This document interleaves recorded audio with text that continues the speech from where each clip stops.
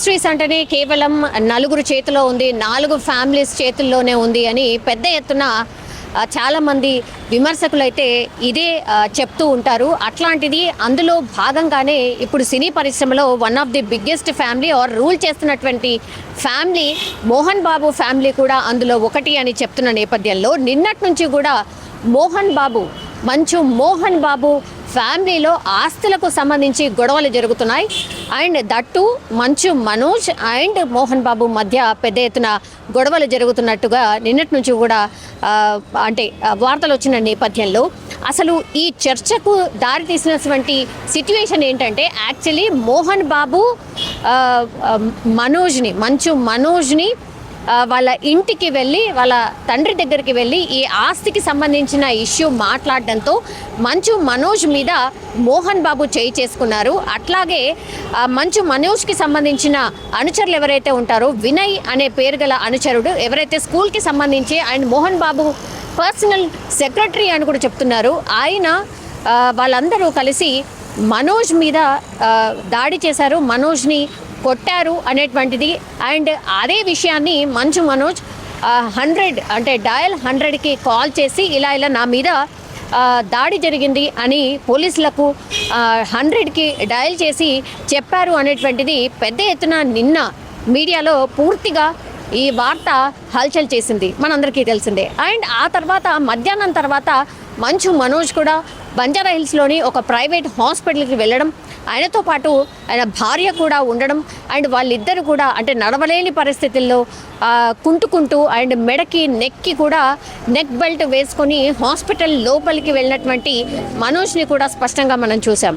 So ఇంకా ఎప్పుడైతే ఈ వార్త మేబీ ఇది ఫేక్ ఏమో అని నిన్న మధ్యాహ్నం వరకు ఎవరైతే అనుకున్నారో ఒక్కసారి మనోజ్ హాస్పిటల్కి రావడం, నిజంగానే దెబ్బలు తగిలిన సిట్యుయేషన్లో మనోజ్ హాస్పిటల్ లోపలికి వెళ్ళడం, మనోజ్తో పాటు ఆయన భార్య ఉండడం, ఇదంతా కూడా చూసిన తర్వాత అప్పుడు కానీ కన్ఫర్మ్ కాలేదు. కానీ రీజన్ ఏంటి, నిజంగానే ఆస్తులకు సంబంధించిన గొడవ లేకపోతే ఇంకో గొడవ అనేది స్పష్టంగా తెలియాల్సిన అవసరం అయితే ఉంది. ఎందుకంటే అటు మంచు మోహన్ బాబు కావచ్చు, లేదంటే మంచు మనోజ్ కావచ్చు, వీళ్ళిద్దరు కూడా ఎవరు కూడా వెళ్ళి పోలీస్ స్టేషన్లో ఫిజికల్గా లెటర్ మీద కంప్లైంట్ ఇచ్చిన సిట్యుయేషన్ అయితే లేదు.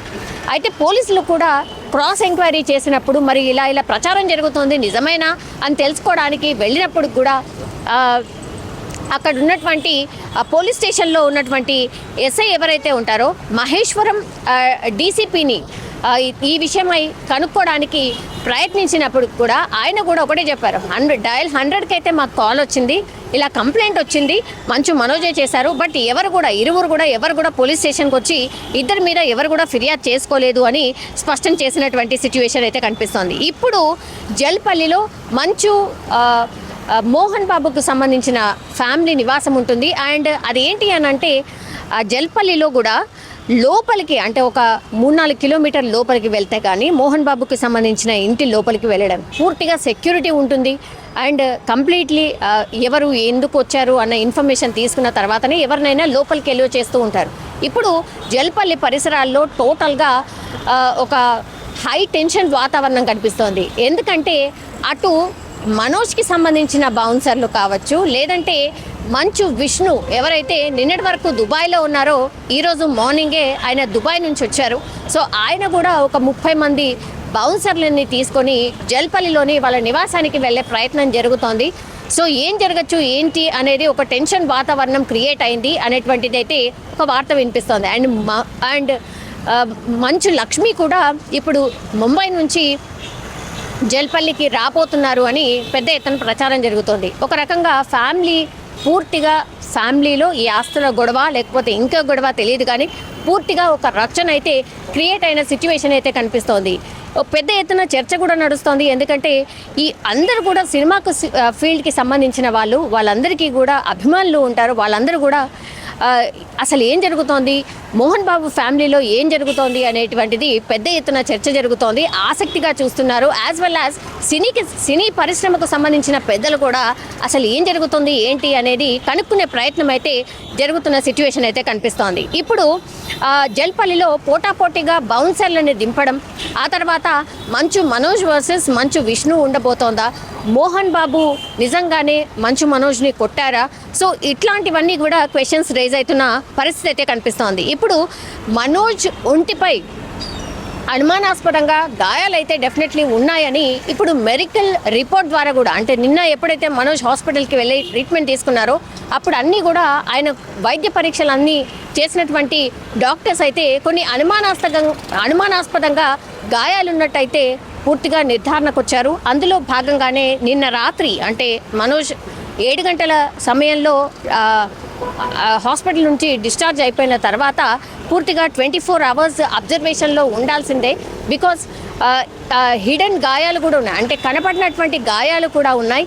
అండ్ మెడికల్ రిపోర్ట్ ప్రకారం అయితే ఇప్పుడు డాక్టర్స్ మెడికల్ రిపోర్ట్లో నిర్ధారించింది ఏంటి అంటే ఎడమవైపు ఉన్న భుజానికి గాయమైంది, మంచు మనోజ్ కుడివైపు భుజానికి ఫ్రాక్చర్ అయింది. జలపల్లి ఫామ్ హౌస్లో గుర్తు తెలియని వ్యక్తులు మంచు మనోజ్పై దాడి చేసినట్టుగా మెడికల్ రిపోర్ట్లో ఇప్పుడు వైద్యులు ధృవీకరించిన పరిస్థితి అయితే కనిపిస్తోంది. యాజ్ వెల్ యాజ్ ఇవే కాకుండా వెన్నుముక్కపై దాడి జరిగింది, సిటీ స్కాన్ అండ్ అల్ట్రాసౌండ్ పరీక్షలు చేసినటువంటి పరిస్థితి.